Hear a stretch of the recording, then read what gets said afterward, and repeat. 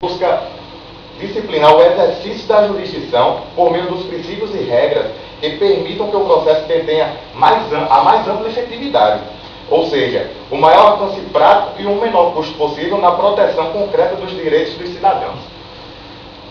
Analisando os dispositivos propriamente ditos, eu verifiquei que agora, caso o defensor ele falte à audiência, ele deverá apresentar um motivo justo para sua falta. E caso ele não apresente esse motivo justo, ou caso o motivo exposto pelo defensor, o juiz entenda que não foi um motivo pertinente para sua falta, ele simplesmente dará seguimento à audiência, sem o defensor originário, e nomeará um defensor dativo. Acredito que isso seria um absurdo, porque como a audiência agora é una, vários atos processuais estão concentrados em uma só audiência, aquele defensor dativo não vai ter condição necessária para defender aquela parte de maneira mais efetiva, mais sólida, do que o defensor que estaria no início do processo desde o começo.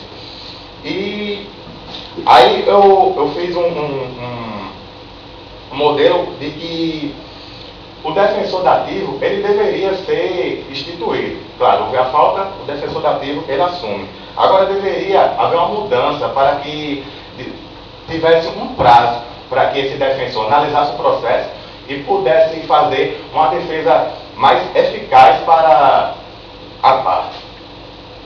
Também eu defendo que deveria haver uma punição para aquele advogado que falte à audiência sem apresentar um motivo realmente justo. Outro ponto que pode acarretar o cerceamento da ampla defesa é a questão da citação por hora certa.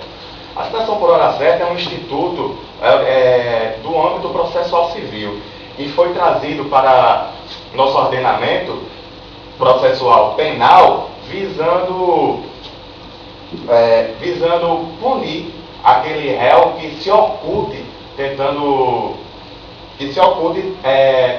não ser citado. Acontece que com a citação por hora certa, a audiência, mesmo que o réu não seja encontrado, ele se dará citado e terá prosseguimento normalmente. O que eu acho também outro absurdo, porque se o réu não participa da audiência e ela sendo una, ele não vai ter o direito ao interrogatório, que seria o direito à autodefesa, e também ele não vai ter o direito de estar presente nos atos processuais, que também é outro direito constitucionalmente protegido. Com isso eu entendo que a citação por hora certa não há cabimento no nosso processo penal, porque diferente do que ocorre no processo civil, quando que os direitos em questão são normalmente disponíveis, aqui no processo penal a gente trata da vida, a gente trata do futuro daquela parte, se ela vai ser presa, se ele é inocente. E eu acho que com a citação por hora certa perde um pouco essa oportunidade da parte de estar presente naqueles atos processuais. O que eu acho, de fato, que a ampla defesa não está sendo exercida nessa questão.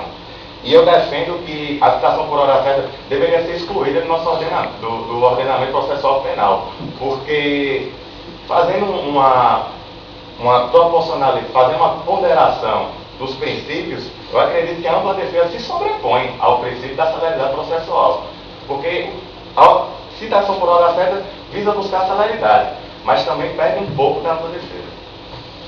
Em seguida, eu tratei do interrogatório, que o legislador, ele passou o interrogatório que antes era no início da audiência e ficou ao final.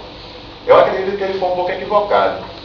Alguns doutrinadores entendem que houve uma melhora passando o interrogatório ao final, porque ao final o réu ele poderia se defender de todas as imputações que lhe eram impostas durante todo o processo.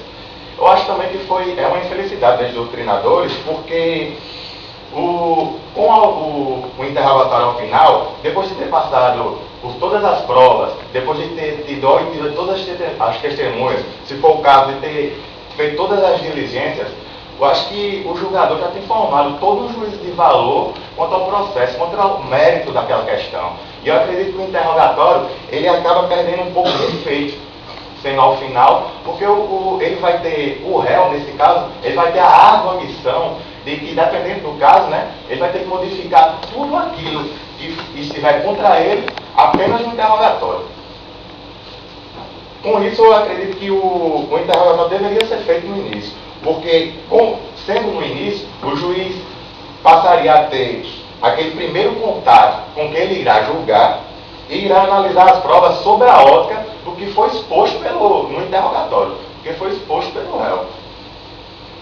Com relação à audiência, vários atos, como eu já havia dito, vários atos processuais ficam concentrados em uma só audiência. Eu acredito que o legislador aí, ele foi exagerado demais, ele buscou demais a celeridade, porque todos os atos concentrados ficou bastante rápido a audiência. Certamente houve celeridade, mas eu acredito que poderia haver a oportunidade de dar mais recursos para que a parte ré pudesse defender sua tese de uma forma mais concreta. Eu acredito que a audiência do rito ordinário hoje deveria ser nos moldes do rito sumário anterior, que a audiência era dividida em duas, seriam duas audiências. A primeira iria até a oitiva das testemunhas de acusação, depois se teria um prazo para a defesa, de fato, preparar a sua defesa, para preparar a sua tese, procurar provas, buscar provas, até, se fosse o caso, requerer diligências, para que, na segunda audiência, iniciando-se com a oitiva de testemunhas da defesa, ele pudesse rebater tudo aquilo que foi arguido pelas testemunhas de acusação. E com isso, seria dado mais recursos para que a defesa pudesse fazer sua tese. O que eu destaquei no inciso 55 da Constituição, que deve ser proposto todos os recursos para que a defesa tenha, de fato, sua tese bastante ampla. Com isso, a gente pode verificar que o processo, ele perde um pouco da essência garantista. Que a essência garantista, a corrente garantista, ela diz que o réu deve ser julgado, deve ser condenado e punido, mas sendo que deve ser protegido todos os direitos inerentes àquela parte. Todos os direitos individuais, todos os princípios constitucionais devem ser protegidos.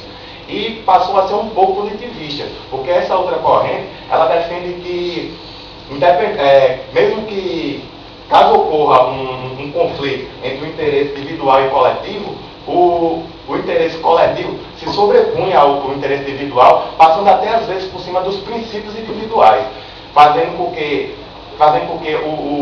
o processo seja apenas mais rápido, naquela tentativa utópica de pensar que ele vai ser eficaz e dando a solução para a sociedade que clama por justiça mais célere, o que eu acho de fato é ruim. Com isso a gente pode verificar que o processo penal, ele precisa haver uma reforma. Eu espero ter convencido os senhores de que, de fato, o nosso processo penal merece uma reforma e que, com essa reforma, possa ser garantida decisões mais justas no seu âmbito, ao invés do legislador apenas se preocupar com a celeridade, buscando uma reforma bem pensada, não só por causa de um crime que foi ocorrido, que houve uma comoção social, mas de fato uma coisa que seja bem pensada para que todos os outros preceitos não sejam esquecidos nessas novas leis que de fato virão adiante. Era isso que eu queria expor ao senhor e agora, ao senhor, estou aberto agora a qualquer dúvida. Próximo, concluiu em 18 minutos a sua defesa. No início deu uma acelerada tão rápida quanto a do legislador no processo penal, mas conseguiu ficar dentro do tempo. E nos ensaios a gente estava ultrapassando os 20 minutos, mas aqui você conseguiu sintetizar bem a sua defesa e ficar dentro do tempo. Tá, parabéns, né, pela conclusão do seu trabalho, pela defesa também que você apresentou aqui. E seguindo a mesma linha, a mesma sistemática, eu não vou fazer qualquer questionamento, vou deixar com os professores e examinadores. Novamente, seguindo a ordem, digamos assim, estabelecida aqui pelo núcleo, o professor José Guilherme, né, pode já iniciar seus questionamentos, sugestões ou críticas. Fique à vontade, professor.